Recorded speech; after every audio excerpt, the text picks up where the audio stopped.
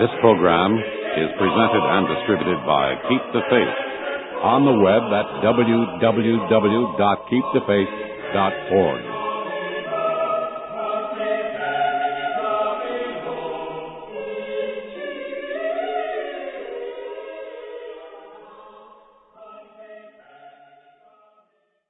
Drama of Truth, with your host, Father Vincent Miceli of the Society of Jesus, and Dr. William Marra, Professor of Philosophy at Fordham University. Today's program, Atheism as Humanism.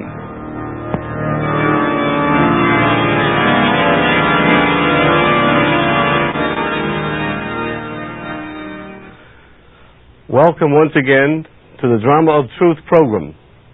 If you recall, in the last program, we spoke about a strange condition in our times, the loss of a taste and a love for transcendental truths of metaphysical nature, of revelation. And we said that this disease, this lack of love of truth, was founded in a loss of faith in God.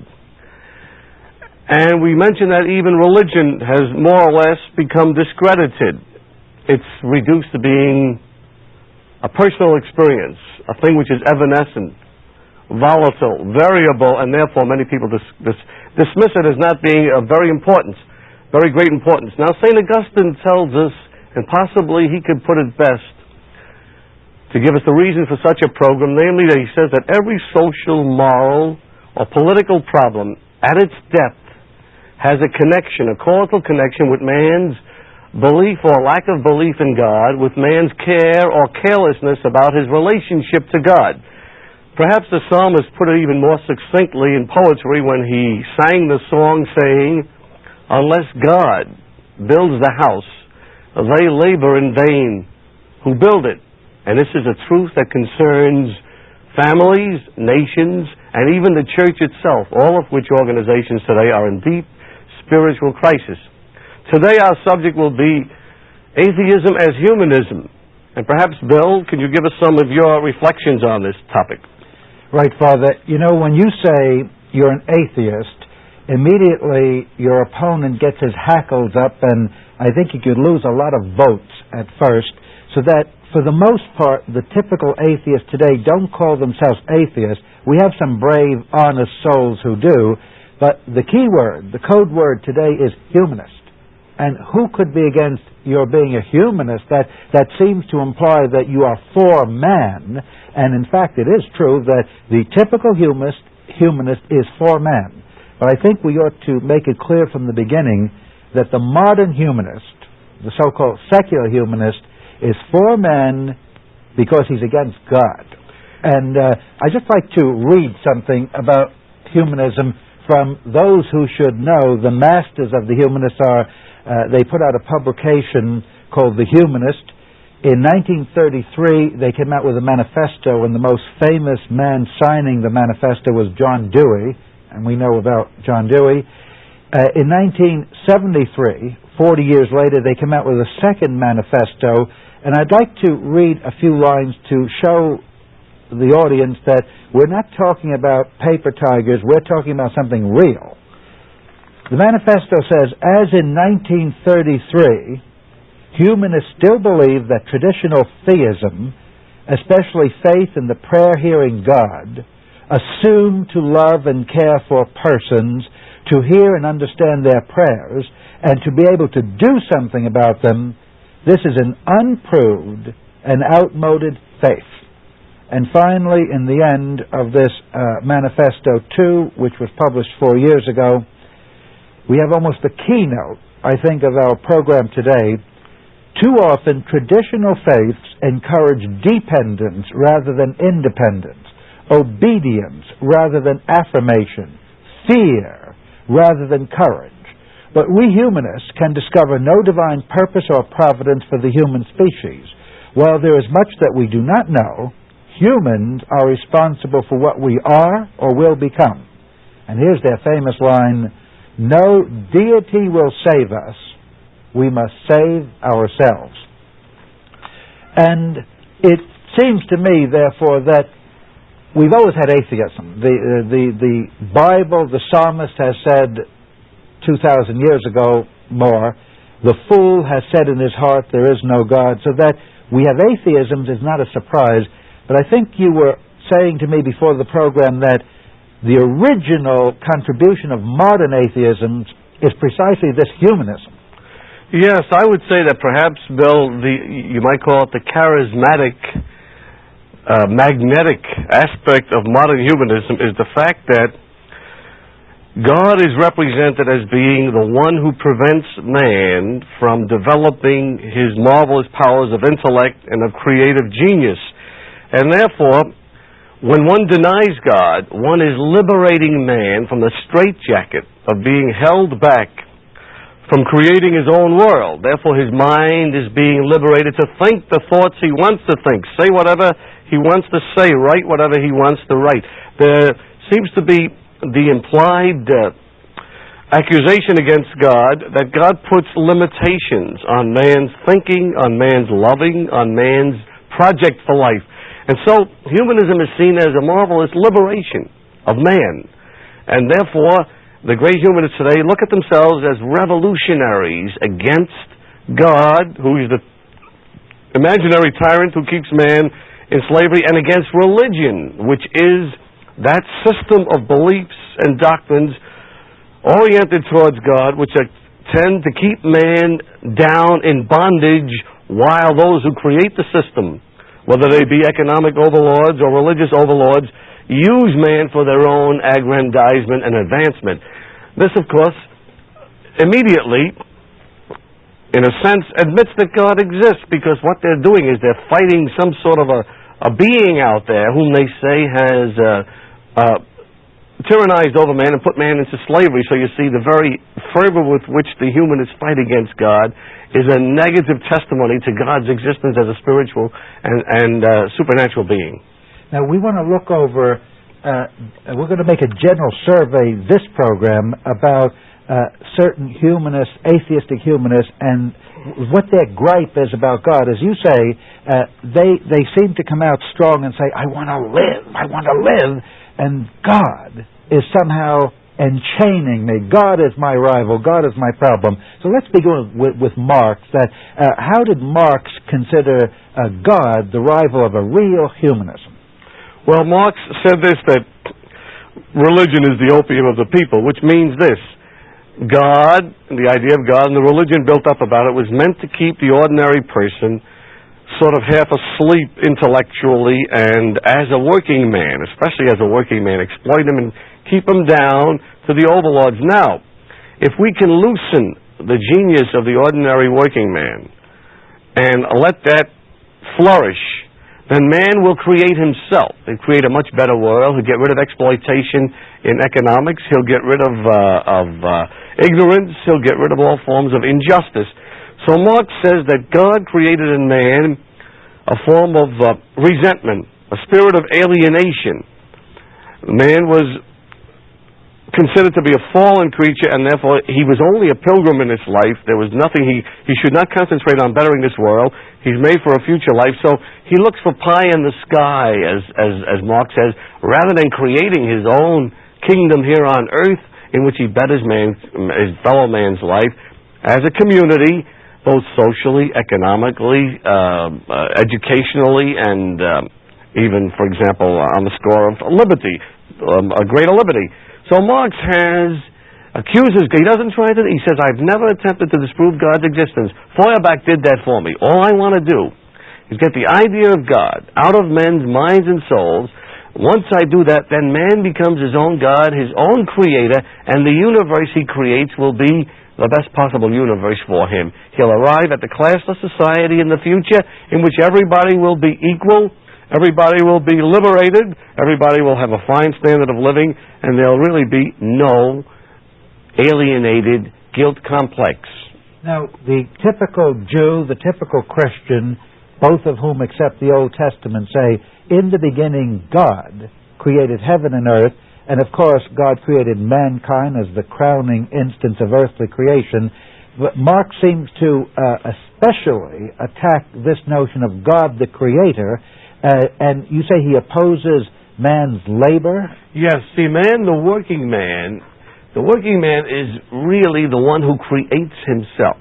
See, God the Creator, Marx looks at as a barrier to man's expression of himself and finding of himself. As long as he's a totally dependent creature on some other being who's superior to him, who gives him his being, his existence, and his powers to act, and then, of course, he can't express himself. Once you get rid of the notion of creation, so Marx says, of course, that man, matter, and motion have been here where there's no explanation for them. They've been eternal, and they're working their way out, and man is the highest expression of matter and motion, evolving to this state of perfection, conscious perfection. So once you get rid of a God that you're totally dependent on, then man is set free to create himself. In other words, Marx does not want a human nature which is made in the image and likeness of God, because that makes him a slave. He wants a human nature made in the image and likeness of man himself.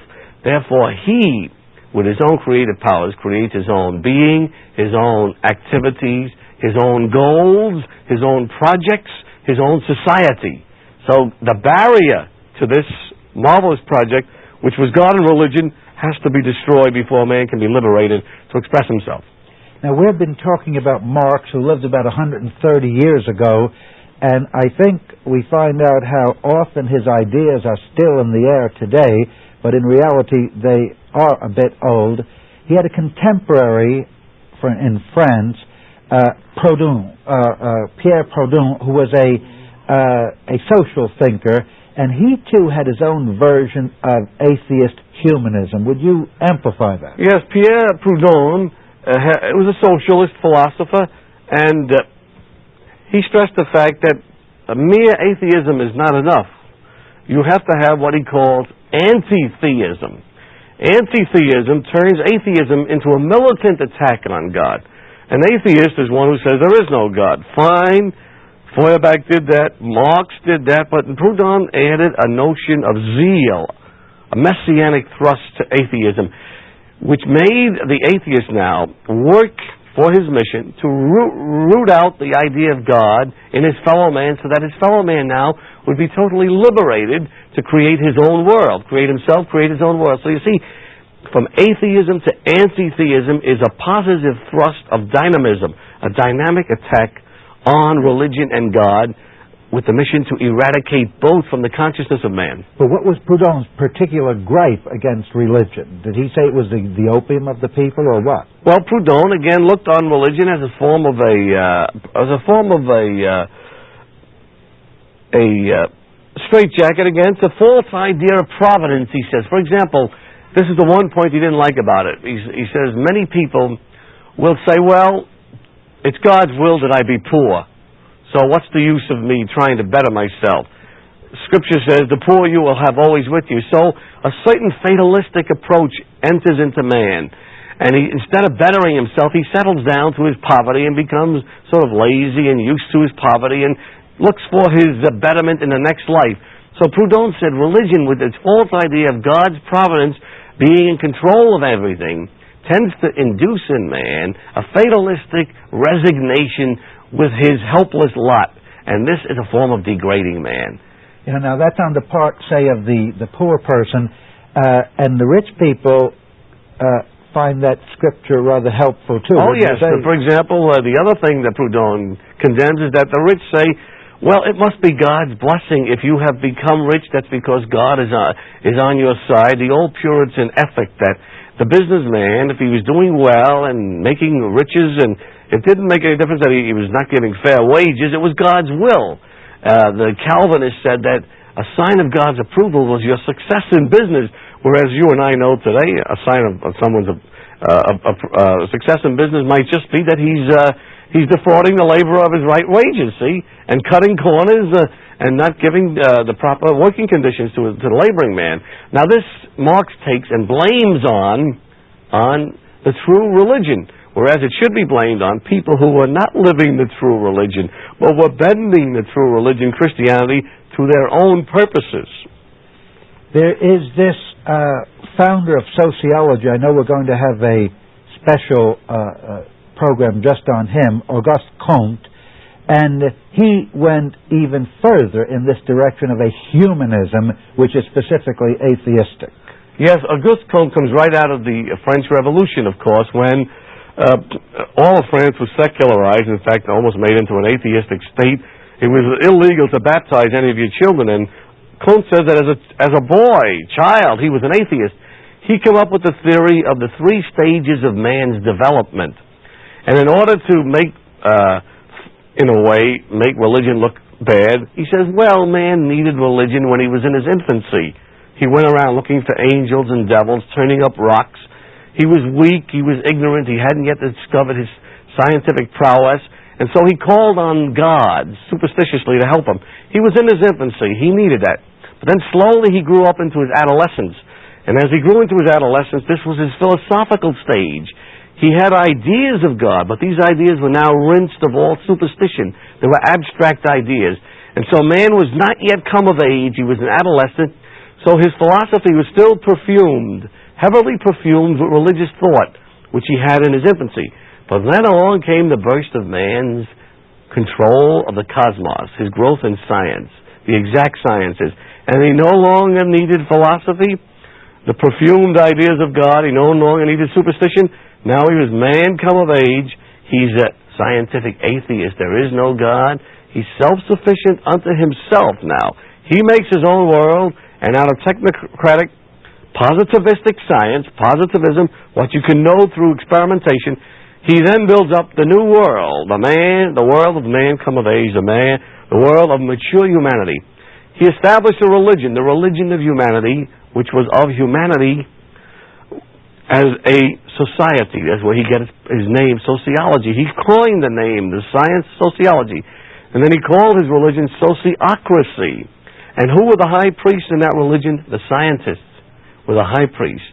So that he turned men from being men of God into being men of science, and they were the high priests. It has a familiar ring to it. I think the more we go over these thinkers of the last century, the more we realize that the 20th century simply embodies these ideas, very often without even knowing it. It seems that most of our contemporaries have an amnesia of the past century, but you find this in certain theology courses, certain catechetics courses, this phrase, man has come of age, and all of a sudden we're out of our infancy, we're out of our adolescence, and that makes us qualified for what? Or allegedly for a scientific approach to God or religion. Or exactly. What happens is men don't know their history, like the death of God. That goes all the way back to Nietzsche. He 100 years ago was saying that, but they find out that it's being used today as a novel expression. Or, for example, sociological humanism.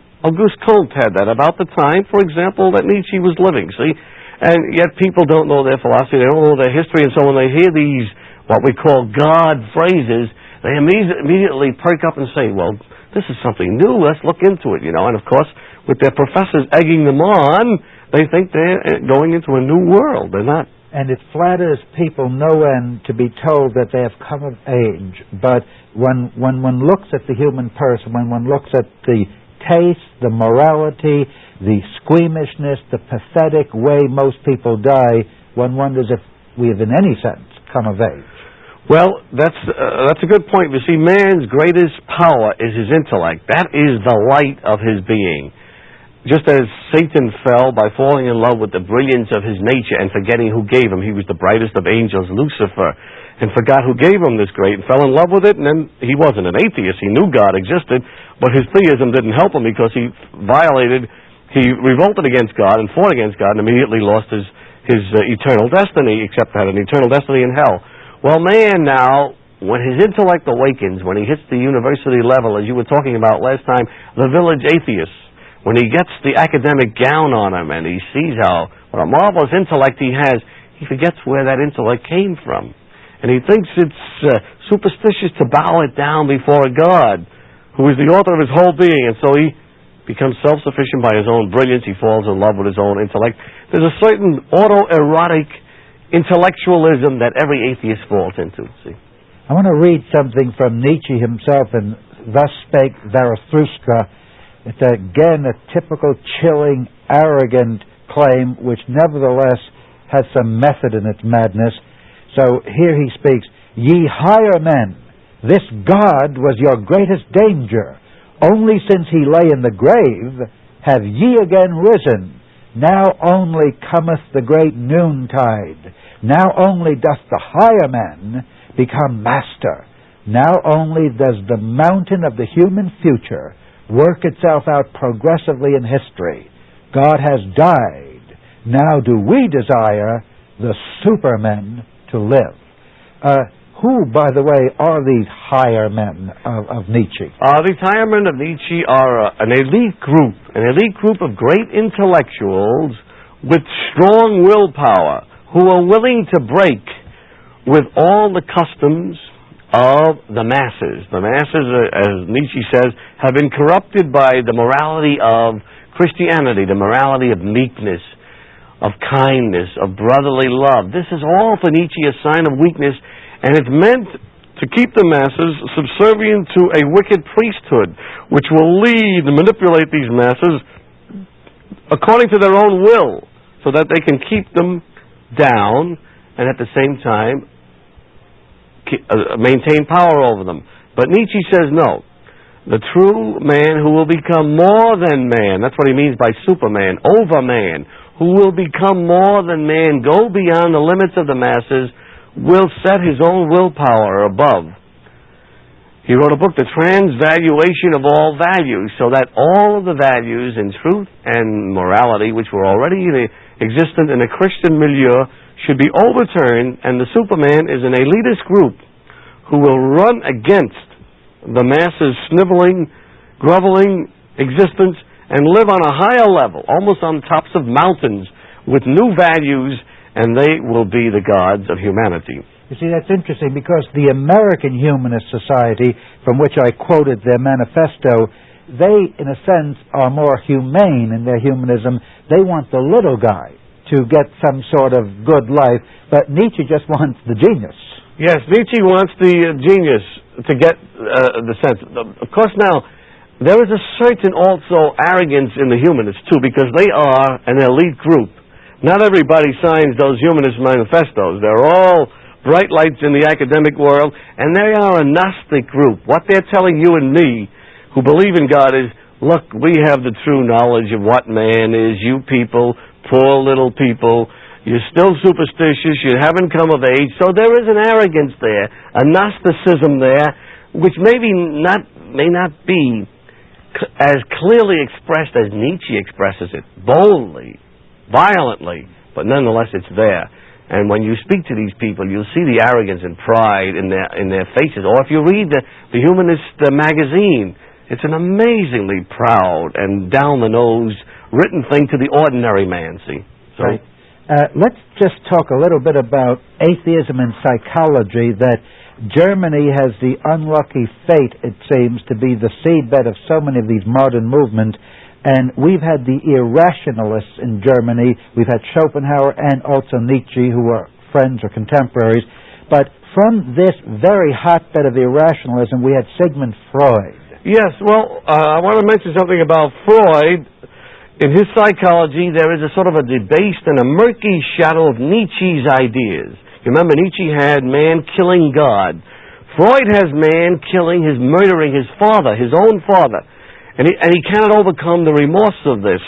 And he cannot return to the time before man's original sin as he attacks his father, the Oedipus complex and whatnot. And because one's father is truly dead, according to Freud, man is also incapable of commending himself for abolishing forever the father's kingdom. And so therefore Freud has a type of irrevocable, aborted Nietzschean Superman in his own theology, his own philosophy. According to Freud, the death of God is meaningless unless man becomes God himself. And therefore, Freud is another good example of the dialectics of modern atheism. Other examples can be found in Marra and Sartre, for example, if you wish. Well, let's get to Jean-Paul Sartre. That the only thing I know about this man is that he has corrupted two generations of at least Frenchmen and possibly more. He's the household word for atheism, and he's also the household word for humanism in a very strange sense. Yes, Sartre holds, for example, that all existence is absurd. There's no God. Not only does he hold that God does not exist. He holds that God cannot exist because he sets up a distinction of being in itself and being for itself. Being in itself has got stability and stays the same. Being for itself is dynamic. Now, the two can never get together. Absolute being in itself, stability, and absolute dynamism can never get together, since that would be God. God cannot exist. Then he goes on to show that each man has to use his own free will as his absolute power to give meaning to existence, to his life, to his projects. And you say to Sartre, well, supposing another man's meaning are different from yours, how are you going to solve the clash?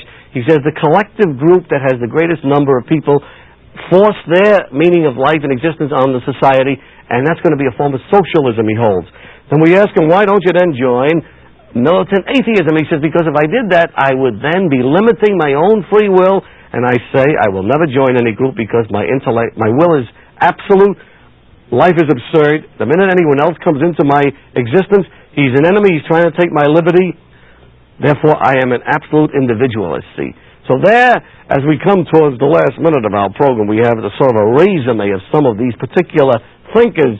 They're all putting man in the center of religion, displacing God, and they're all, as a matter of fact, saying man is his own creator and he is his own maker of meaning and of his own projects. The terrible thing about this is that the humanism that they create is an inhuman humanism. Just look at the effects of these people. Millions of people killed. When man becomes his own God, he then uses his fellow man as the victims which he sacrifices on the altar, his own divine altar. And this is what we call the inhumanity of man to man. It is impossible for man to be his own God.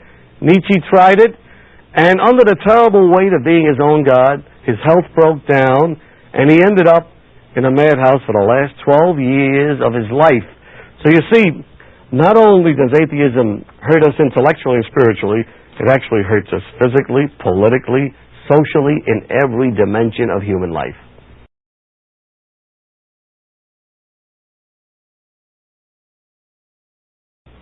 Gods are men's wishes.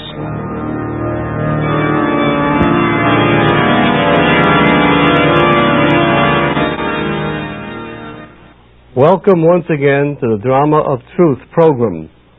As you know, under the general rubric of Adventures in Atheism, we have been taking special aspects of the problem of atheism today. Today's program will deal with a famous statement of Ludwig Feuerbach, a German philosopher, who said, "Gods are men's wishes."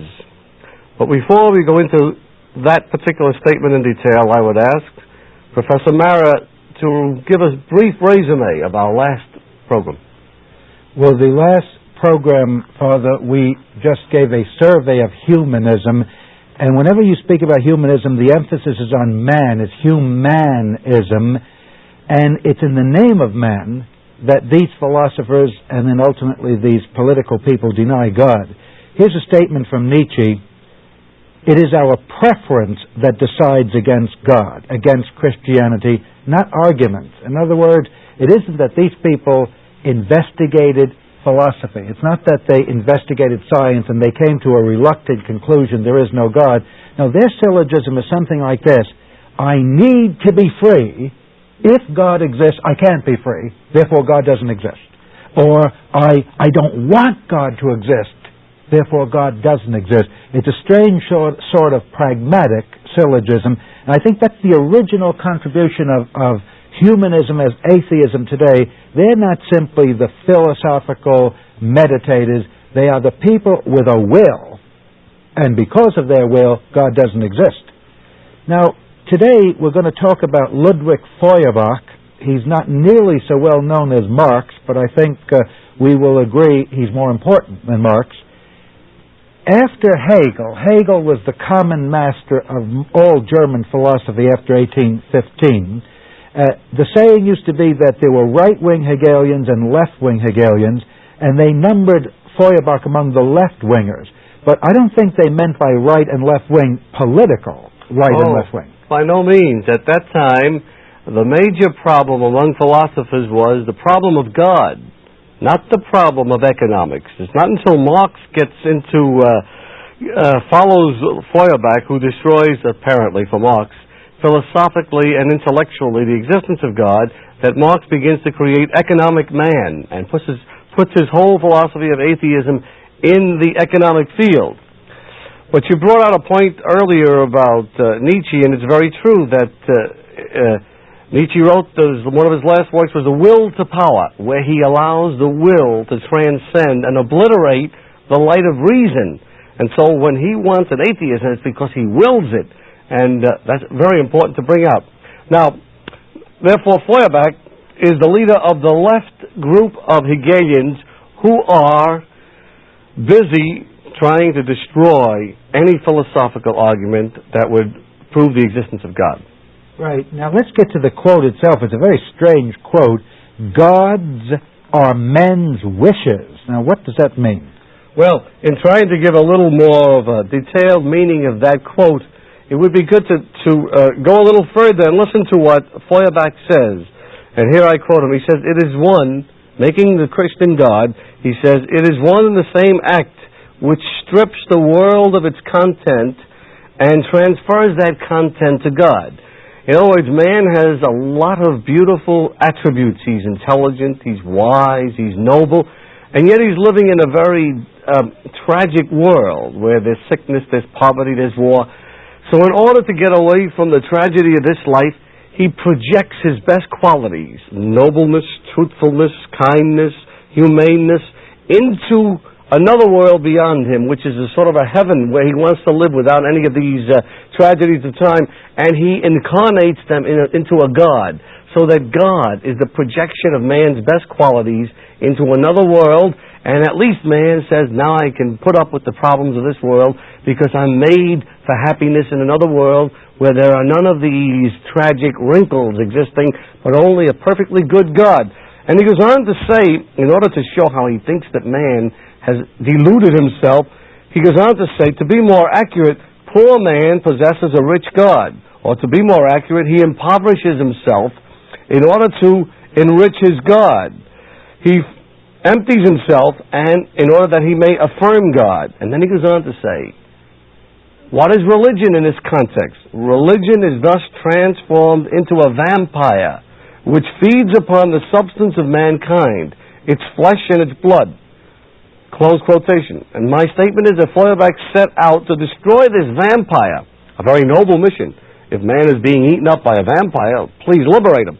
He sets out to destroy this vampire, to dispel the illusion of religion, and to liberate man back to himself, and to give him back these noble qualities which he divested himself of and projected into another God.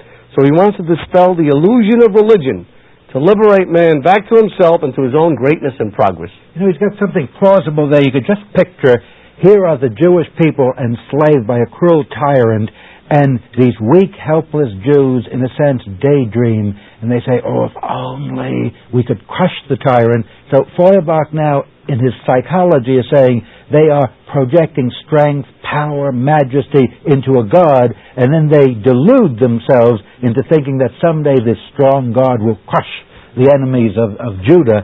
So it's a very plausible plausible and a very exciting type of a project for man, because you see, any project in which is going to liberate man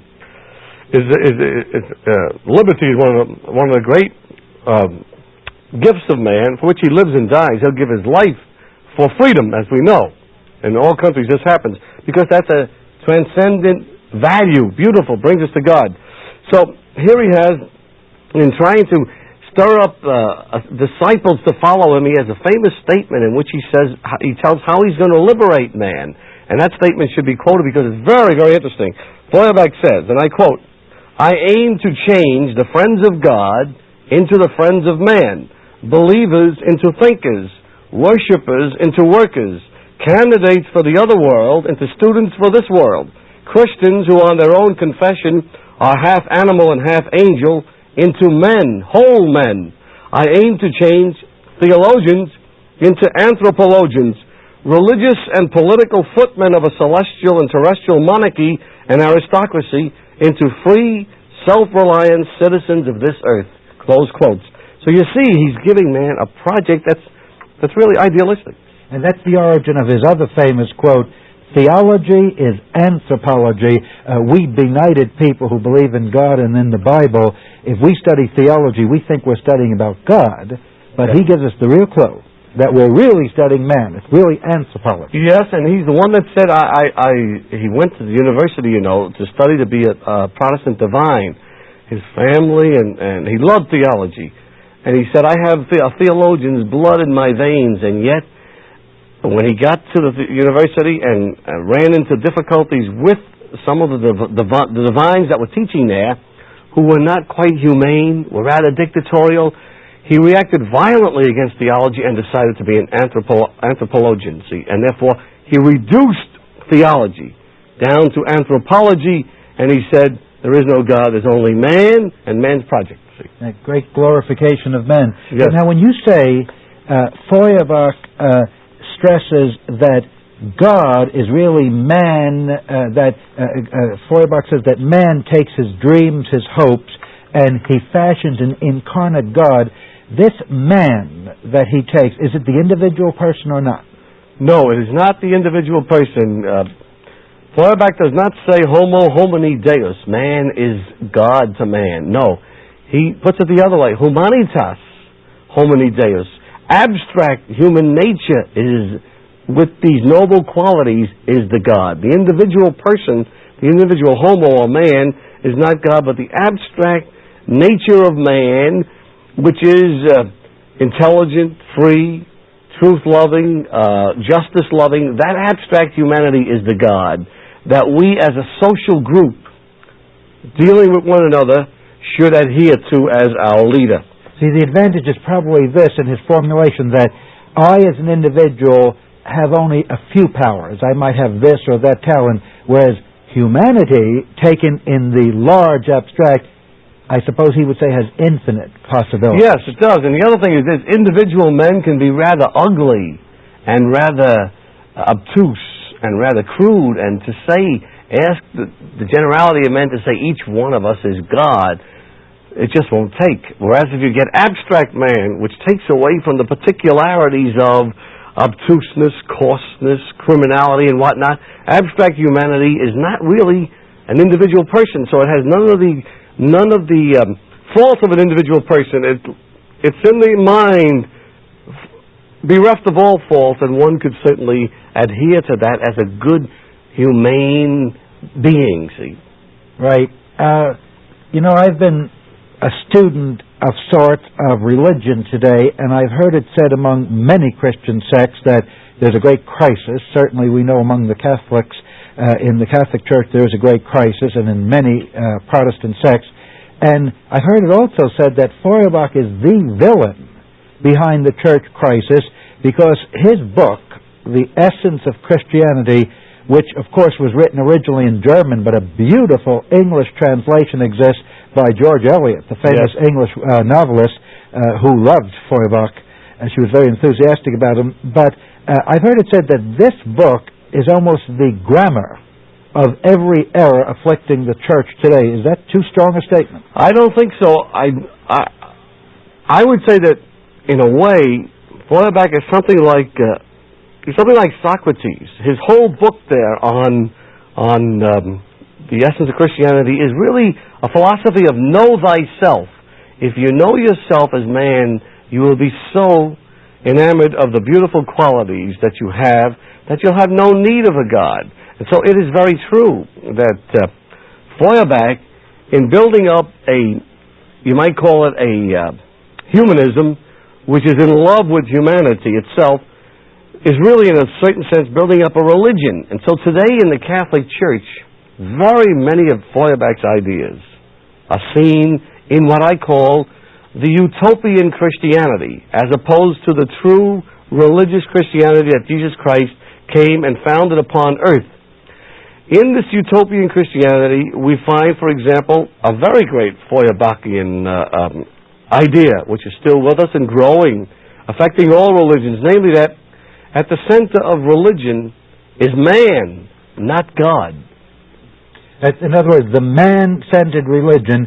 And of course, if that were true, if there is no God out there, they always love to to ridicule the God out there, and if the only high reality we have is God among us, man, well then I guess a lot of changes in the various churches make sense. In other words, that instead of having a liturgy directed toward an exalted, transcendent God, we have this kind of community camaraderie in liturgy. You have a flattening out of religion. In other words, the vertical line of religion going to God, if not erased and canceled out, is certainly de-emphasized to such an extent that God is found in the face, the fortunes, the future, the projects of man. You find God only in man. God then becomes immanent in time, in a time-space quadrant. Instead of being transcendent everywhere, he's now an evolving God. Once again, you get back to an idea which is found very much in German philosophy, Hegel's evolving spirit, which is evolving in history. That's God, the idea.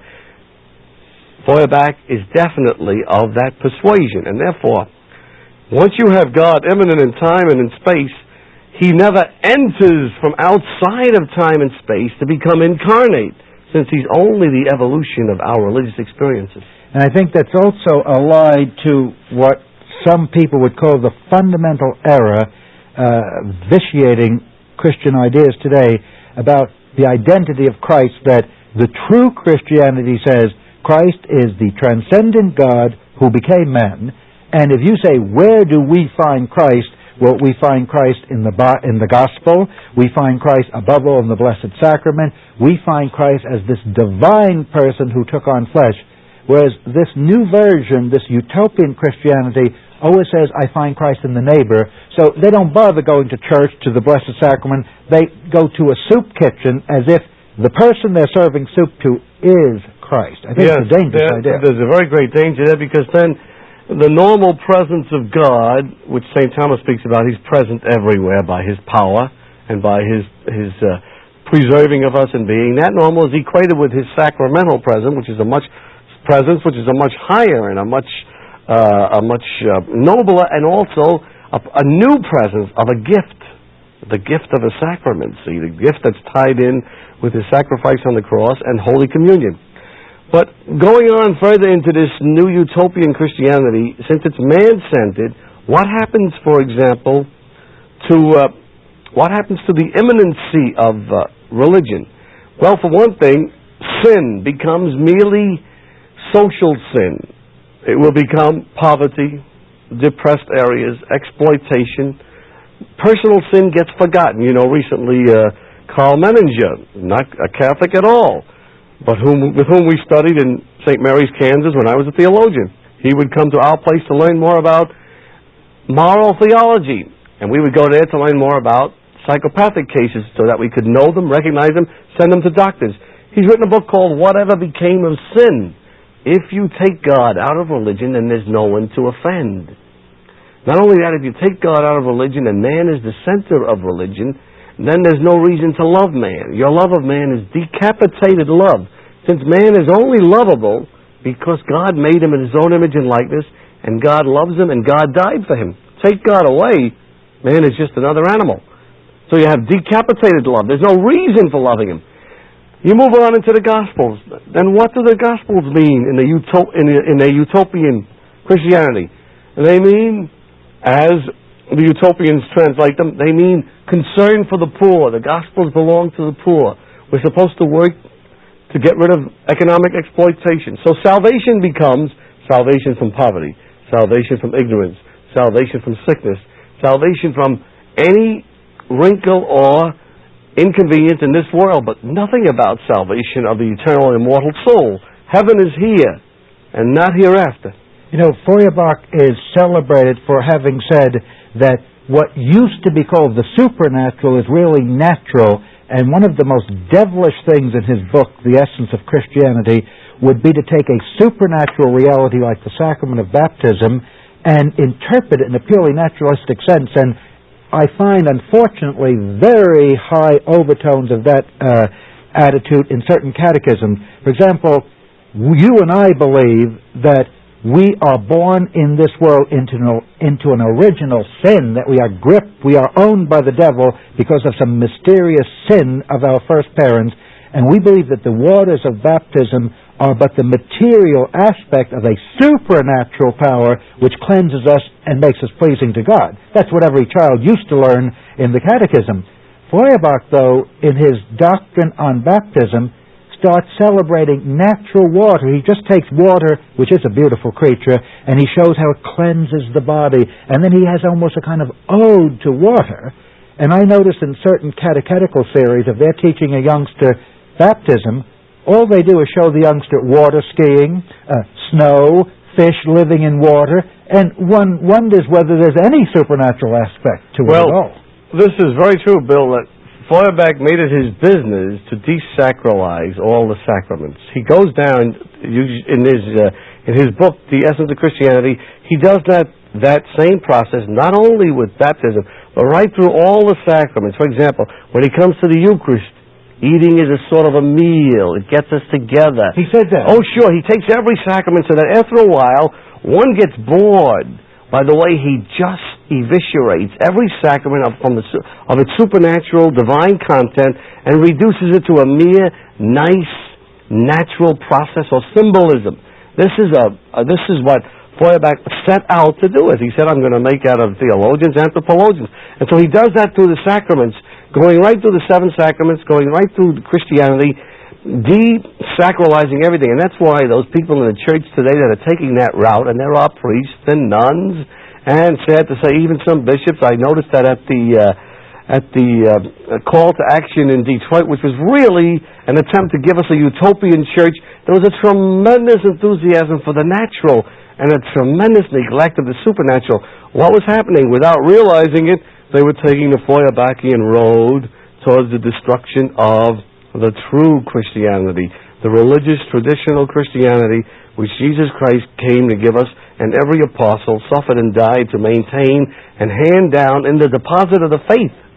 And when we speak about the natural and the supernatural, we also, in a sense, speak about the secular and the sacred, and I think that's rather germane to the nature of the church.